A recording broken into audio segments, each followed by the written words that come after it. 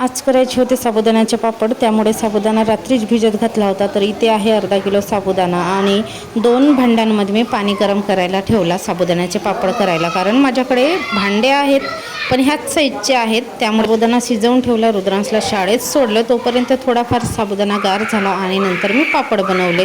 तर एक दिवस उन्हामध्ये संपूर्ण सुकले, दुसऱ्या दिवशी सुद्धा छान असं सुकाळीच सुकवायला ठेवलं. त्या दिवशीची ऊन दाखवून हवाबंद डब्यामध्ये भरून ठेवायचं, कारण उन्हाळी पदार्थ चांगले साठवून ठेवले तरच व्यवस्थित शेवटपर्यंत टिकतात, संपेपर्यंत व्यवस्थित राहतात. स्लॅबवरती काही ना काही कोणी ना कोणी सुकवायला टाकलेलंच होतं, तरी ते भरपूर काही दिसतं सुकवायला ठेवलेलं.